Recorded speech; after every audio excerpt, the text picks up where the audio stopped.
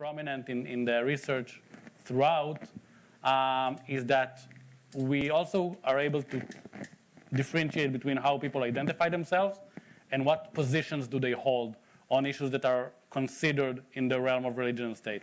So more and more and more and more Israelis will now support civil marriage, with that having nothing to do with the way that they self-identify as more traditional, less traditional, more secular, less secular. And a lot of the issues that were once referred to as part of the status quo and part of like a necessary, we must have that in order to have a Jewish state, are pretty much thrown off the window. Like what? Like the fact that unless you come to Israel in the next week, then starting next year, you'll have, you're okay? Your microphone's on Your your mic, jacket. yeah. Adam, You're okay? So starting next year, which I hope will bring you all to Israel, you will have public transportation in Tel Aviv and in Gush Dan, run by city council. Yeah, that's a very good thing. Yes. Yeah, we're done with the mic? Great. Good. I will repeat. Thanks. So as I was saying, unless you will be in Israel in the next month, which I guess at least some of you will not, starting 2020, you will have public transportation in Tel Aviv on Shabbat. And not Tel Aviv, really just Tel Aviv. Tel Aviv and Givatayim and Ramat HaSharon, Herzliya. A lot of the Gush Dan municipalities have decided to fund that by themselves. And we understand that more, and I will say, by the way, that as I see it, that is not privatization, okay? A city council level, as I see it, is not a private level. And more and more and more of the things that one were sort of described as the keystone to what it actually means to be Jewish and democratic are just not acceptable by the majority of Israelis anymore. And we're seeing a very strong liberal trend. You don't agree? No. Okay. And I think that mainly we need to remember that a lot of the things that were sort of once understood, that, okay, you can't really civically married in Israel, you can't get civically married in Israel, so what, you'll go to Cyprus and that's not okay. The generation that I'm part of and the younger generations are saying, no, I won't do that. I will marry in Israel, I will marry at home. And the numbers that the Rabbanut is publishing are really... Not the Rabbanut, this is a law from the land. No, the Rabbanut, okay, so now I will need to correct. The Rabbanut at the beginning of 2019 published numbers. They published a number saying that 6.2% decrease in the number of Israelis marrying, Jewish Israelis marrying in the Rabbanut. Okay, that has been consistent for more than a decade. The numbers, again, I think are undebatable, mainly because we're not the one. I'm not talking about polling. Polling is also very, very positive. But those are actual numbers of people who are just marrying outside of the Rabbanut. And I think that in every aspect that we see in the Israeli public opinion, it is trending much more liberal on religion and state issues. So it's kind of funny thinking about this. You know, three Israelis arguing with each other. Is this working now? Yeah. In front of one bunch of very, very engaged American Jews. Just thinking about the situation. Lots of Israelis. Lots of Israelis. Israeli American. Okay, whatever. Anyway, I'm usually in the academic framework, but I'm going to be a little bit confrontational because I think that I think what Uri is describing is something that we call in Israel Medinat Tel Aviv. And The state of Tel Aviv. The state of Tel Aviv, which is the central area, which is predominantly dominated politically, governmentally, and even populationally by people of Ashkenazi sort of secular, etc. And that actually speaks to a gap, an internal gap within Israel, which want to think about in terms of this distinction between American encompass the sovereignty factor. So I want to do something, just a simple sort of exercise in thinking. Who has more in common? And obviously, it's just a question to get us to think. Who has more in common?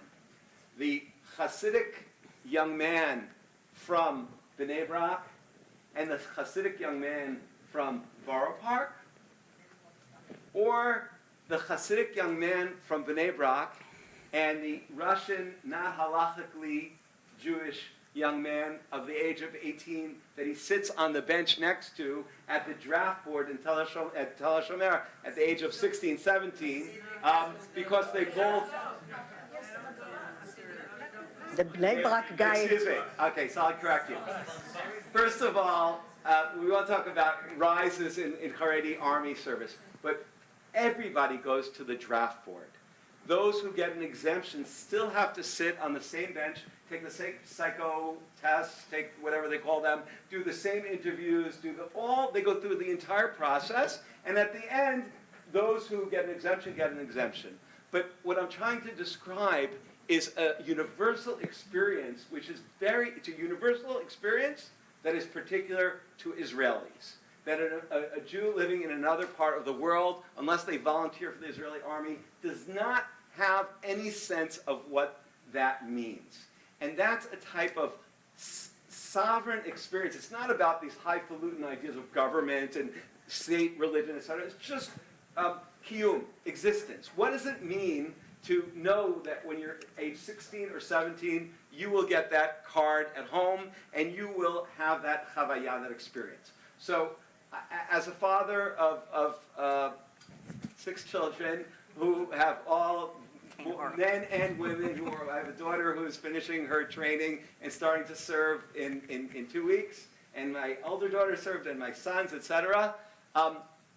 The experience that they describe, that they communicate to me in terms of what does it mean to be a part of that broad spectrum and population and engage with them through those types of encounters, is one that it's very hard for me to communicate when I teach my American foreign students or when I speak at venues throughout the United States. And I think that is a way, it's an instrument or a portal for thinking about the distinctive natures of these societies. And again, my goal is not to limit it to what's different, but it's when we establish those differences and we acknowledge them, when we think about them, clearly we don't deny them.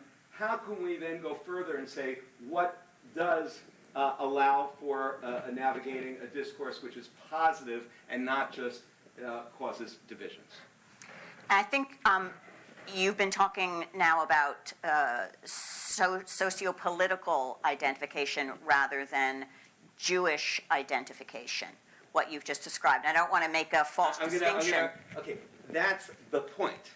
Yes. That in Israel, religion and socio-political identification cannot be pulled apart in the way when you live as a minority in a Christian country or in a pluralistic country that you can, and that's the starting point. Thank you. And Ruth, you actually spoke to that this morning when you said that in America, we're talking about American Jewry rather than the world diaspora. In America, Jews who wish to be more part of society, and at the time, 140 years ago, could say that their Judaism is a faith rather than their ethnicity or their peoplehood. And could you respond to some of what Adam just said there? I think the two perspectives, To speak into your mic. the two perspectives are different, but they are complementary. And this is part, I think, of the fascination of the Israeli situation. Okay, I got it. I'm going to hold it. Fine. So it's true that in Israel, people of very different attitudes to religion live together, work together, sometimes go to school together, not as much as they did in my generation, where we're really they're more different schooling places to live in, etc. But it's true that there are some shared experiences. You lose friends in terrorist activities, and you lose them whenever, from whatever group in the population you come from. And this is very important. But I think we are asking something that is completely different here, not completely different. And this is, assuming that this is the case, and this is indeed one of the strengths of Israel as a Jewish state, that no one of these groups is not a stakeholder in Israel as a Jewish state. The question is, what should be the norms governing the lives of Israeli Jews? I'm not talking about the Arabs, not because they're not important, but because we are talking about state and religion for Jews, okay? So the question is, assuming that you would like to marry, or your children would like to marry, clearly they're going to choose to marry according to Jewish law, and this is fine, and they can do it here, and they can do it in Israel, and they should be able to do it in Israel. But when my son wants to get married, he's not observant. Why should he be made to only get married by Jewish halachic law? And the answer is, as we just heard, he doesn't have to do it because the Israeli system has vaults of ventilation. We have a legal monopoly of Orthodox Jewish law and Muslim Christian law on marriage and divorce in Israel for all Israelis. But people who resent this find ways of working around it. And the ways around it are ways that are themselves constitutionalized in social norms and in judicial-made norms and in some legal norms. So in fact, it's a symbolic thing that you cannot marry in Israel, for instance, if you want to marry a non-Jew. But for all purposes, two people who want to live together as married couples can do that in Israel, both same-sex and not same-sex, to an extent almost unrecognized in our region, but also in many Western democracies. So life in Israel is much more powerful than the limiting law. Now, yes, in Tel Aviv, we're going to have public transportation on Shabbat. This is great, should have happened a long time ago. But civil marriage is not going to change. It's true that a majority of Jews, including Orthodox Jews, would like to have civil marriage in Israel and don't think that it's incompatible with a Jewish state. But they cannot translate their preference to the political system. I have an organization called Metzila. It's a center for Jewish, Zionist, liberal, and humanist thought. And we do position papers. And we wrote, a couple of years ago, a position paper on marriage and divorce written by two Orthodox people who argued for civil marriage just the way Gavison Medan, this covenant that I did with a Jewish settler rabbi, Orthodox rabbi, on state and religion issues in Israel. We recommended there to be civil marriage. We recommended the American system. The state gives license, you go and choose how you want to get married. I don't think it has any chance of politically being enacted in Israel despite the liberal rise and despite the kind of what we are seeing now. What we are seeing now is Bibi, not Bibi. We are not seeing a willingness to give up on a political alliance with the ultra-religious parties. We're not seeing that at all.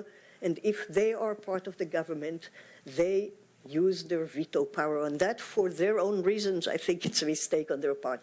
So we want to distinguish what are we going to have, what can we fight for, what does it mean in terms of the Jewishness of Israel. And I suggest that we look less at the laws and more at the reality.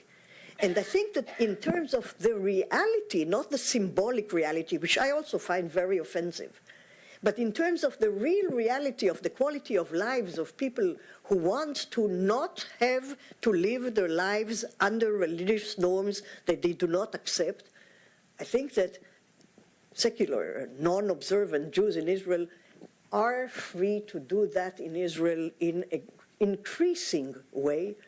So this is not a real issue.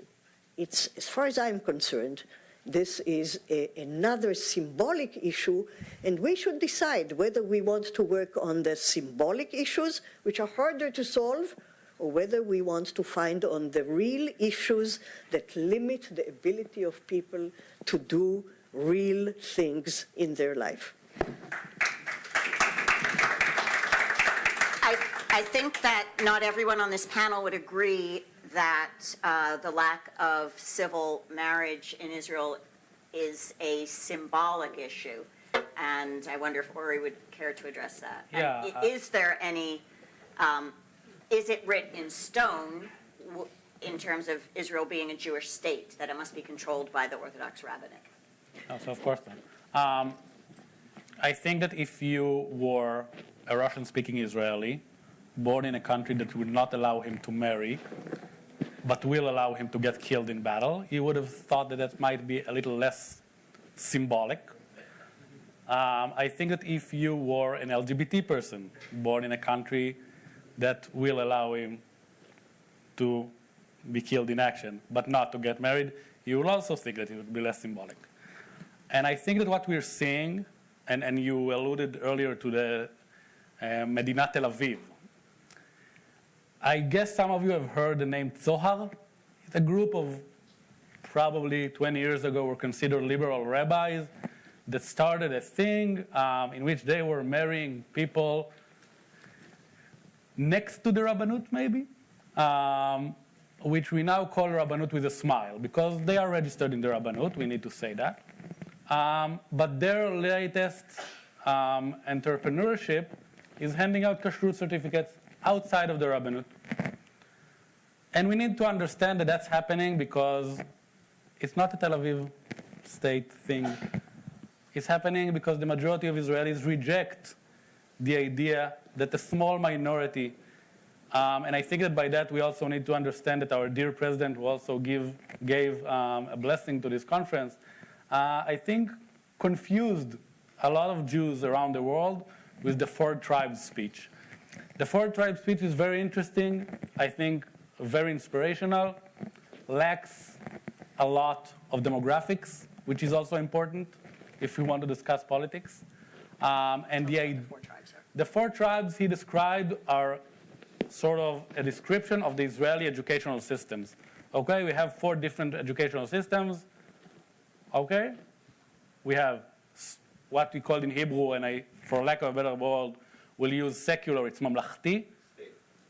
It's not really state. It's sort of the kingdom, maybe. The public. Right. Secular public. Secular public, religious public, ultra-Orthodox, semi-public, and Arab. And he sort of, right, mostly public. And he sort of said that will be pretty much 4/4 of the Israeli population in a few years. The demographics aren't going in that direction. And I think that we need to understand, and we are seeing that a lot of those things that are progressing are not because of people who believe that those are just symbolic things. We saw thousands of people marching the streets because it changes legislation that said who has the authority to authorize the grocery store to open on Shabbat. That's a stupid thing, okay? We can accept that. Who holds the authority to say if the grocery store does or doesn't open? And we saw mayors who were nearly overthrown for that. So I do think that, by and large, the Israeli public is not taking that as sort of a symbolic idea. I do agree that it's becoming much easier, both on a legal and on the fact that how society treats that, to just say, I will not marry in the Rabbanut, and I do not really care what the law says. And we shouldn't accept that as sort of a long-term vision. I'd like to take a couple of questions, if we could, and then move to closing comments and remarks. So we'll take these 2 first. Yes, ma'am? So could you speak to the fact that if you do reject religion or your Jewishness in Israel, there is no alternative but Orthodox. So what's happened to the conservative movement, the reform movement, so that people can choose on a spectrum what they'd like to be as Jews? Let's take your question as well at the same time. I'm hoping Professor Gavison will take a few minutes and describe the role that the Supreme Court plays in defining the Jewishness of the state and what its self-imposed limitations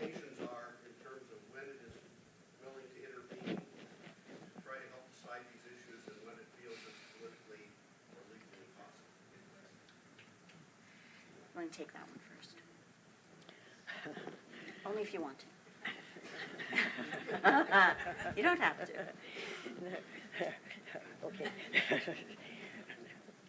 When you have very, very difficult issues, Speak in the mic. when a society has very difficult issues, very often the decision is not only what is the right way to go, what is the right solution here, but also the decision of who decides and how. So on what the right decision is, not only myself as a secular, non-observant person agree with most of what Uri will say, but Gavison Meidan, which is a covenant between a very Orthodox rabbi and myself, agree that the state of Israel shouldn't do what it presently does, as an idea of what should be the case. But you're referring to a different question, which is very important, and the question is, who decides these issues? And I think, only answer that can be given in a very complex democracy like the one we have is, you do it through either the courts or preferably, and it's very controversial, through the legislature.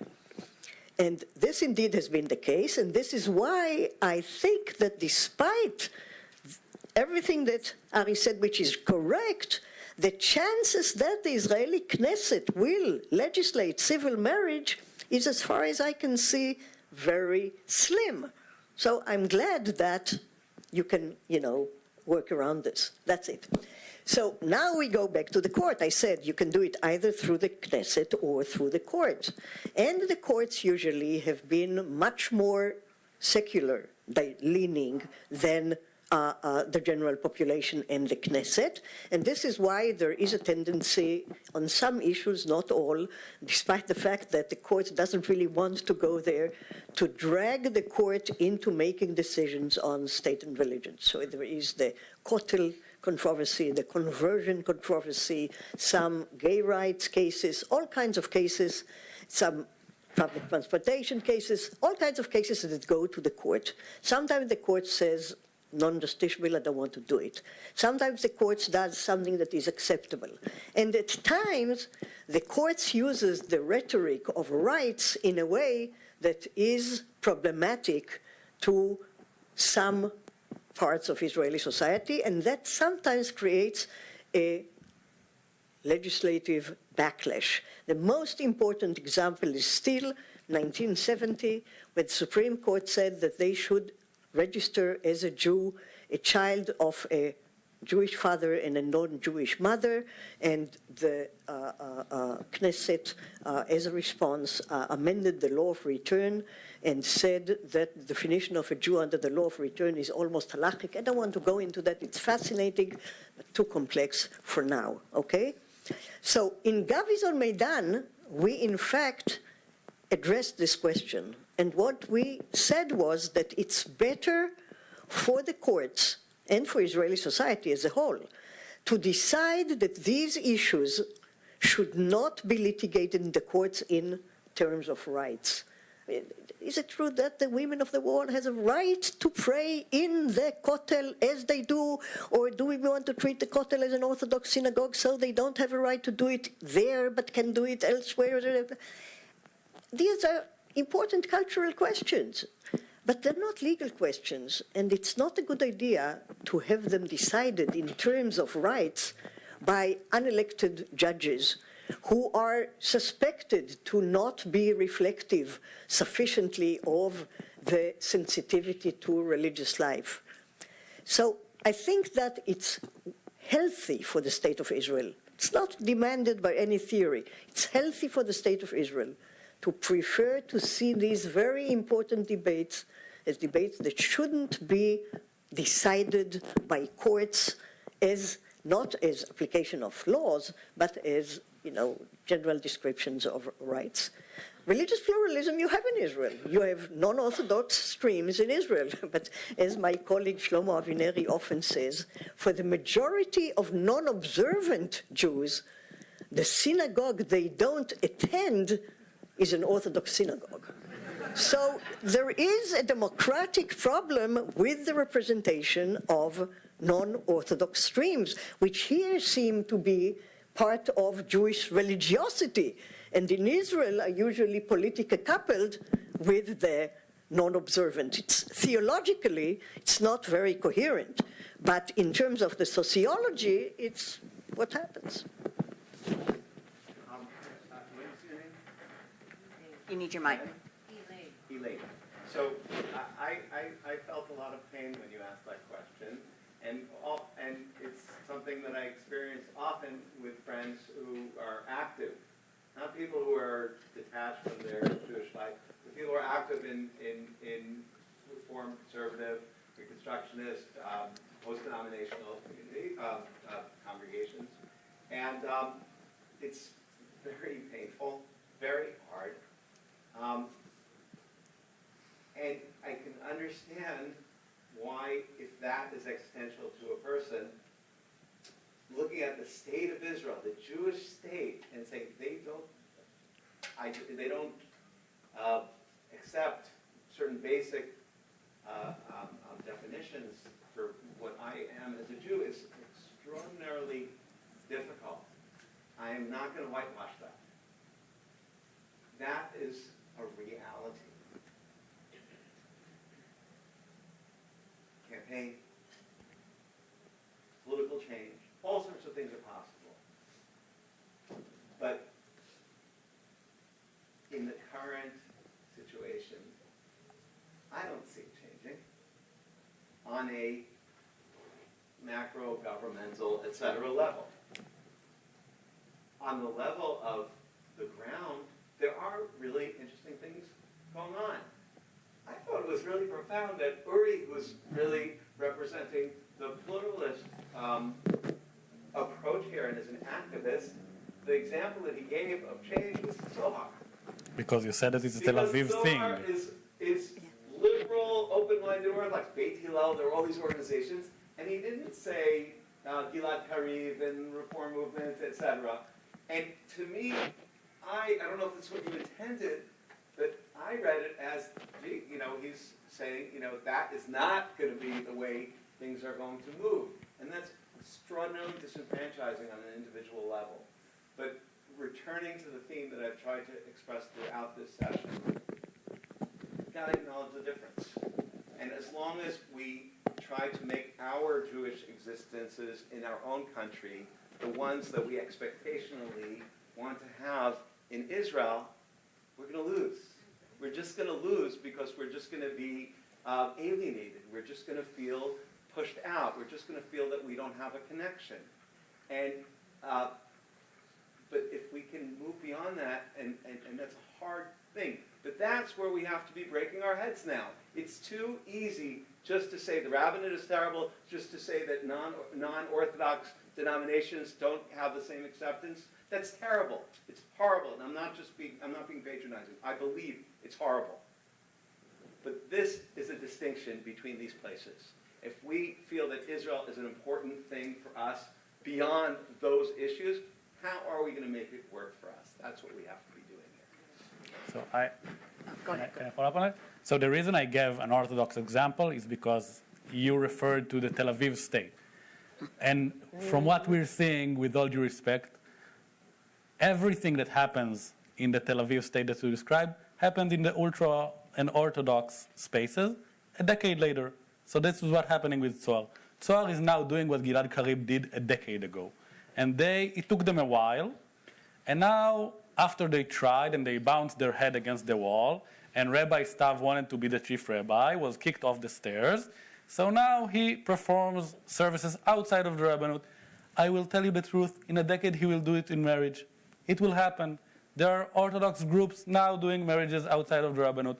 It takes a while. It probably brings in a much higher price within the Orthodox community to do that, unlike my community. And I want to answer, I totally agree with Professor Gavison about the places of the courts. I think that that's the wrong place to fight.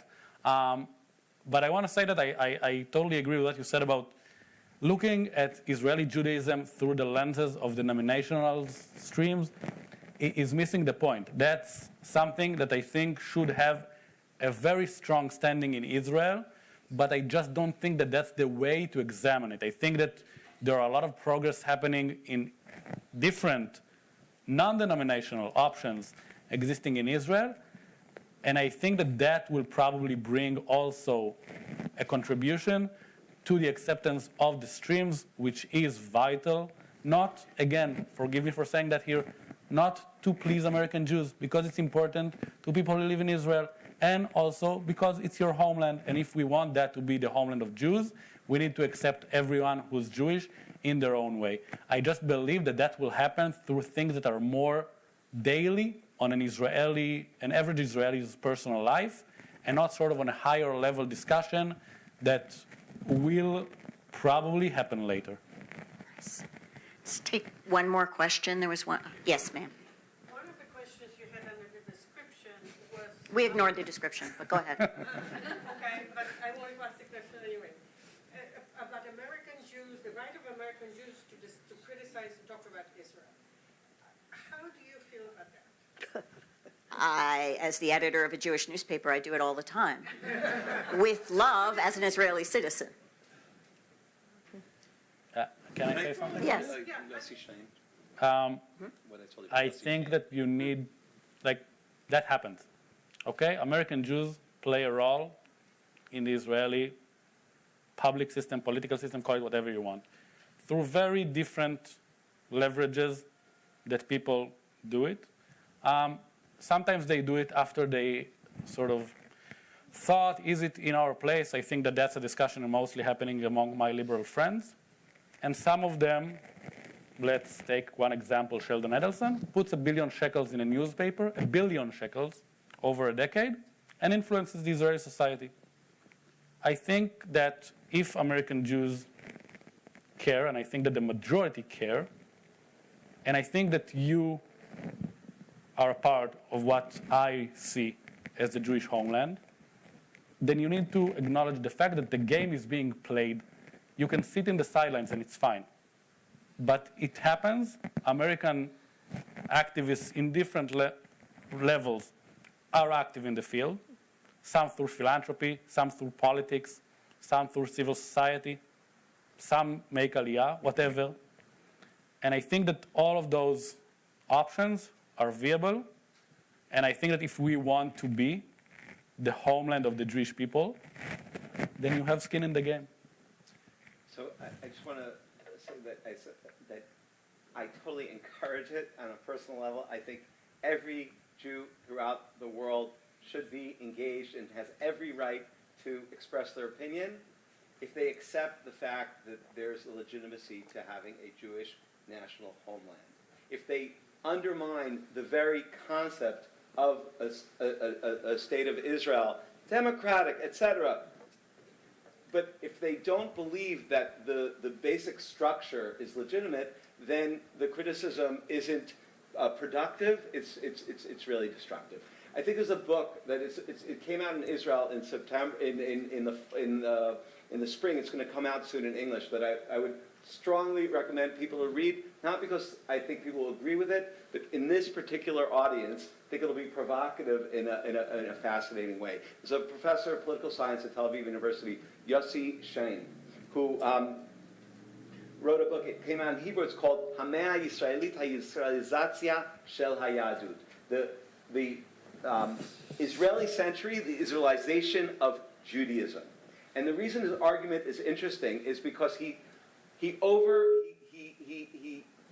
does a side pass, an end around the idea of this distancing theory, the idea that Jews in North America are becoming alienated from Israel. And his argument is even the people who are the biggest critics, or many of the people who are biggest critics, people like Michael Chabon or some of the writings that Jonathan Safran Foer and other people have expressed, they're doing it because Israel is the most central, most provocative, most important factor in what it means to be a Jew in the 21st century. It's not, do I like Israel or don't I like Israel? It's, what is the thing that we get passionate about? What is the thing that we get angry about? What is the thing that really, does it for us. It's not denominations for most of us anymore.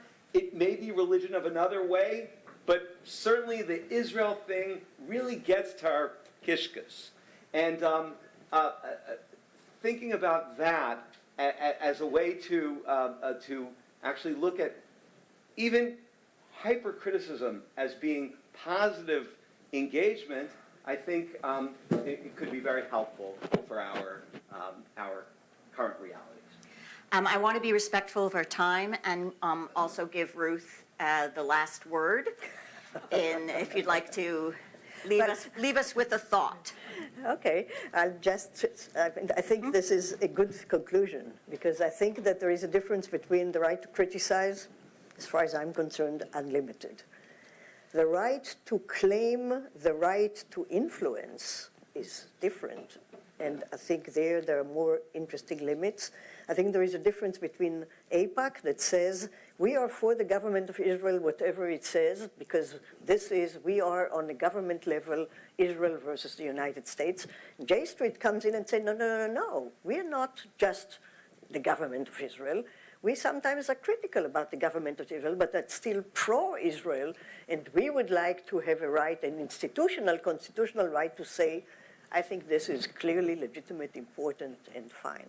The last question is, do American Jews have a right to not only influence, not only criticize institutionally, but also decide? On this, I think that Israeli democracy is all and only Israel's citizens, irrespective of religion, nation, all and only citizens. People who want to be citizens can influence. People who choose, totally legitimate and important for Jewish life, to choose to have their Jewish life elsewhere, can criticize, can be engaged, can hate, can do whatever they want. Maybe this is an interesting issue, but I think that their expectation that they should have a privileged place in deciding the issues is misplaced, because Israel is a Jewish state, but is also a democracy. Thank you very much.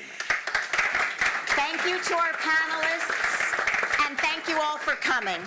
Thank you, Sue. Bye-bye.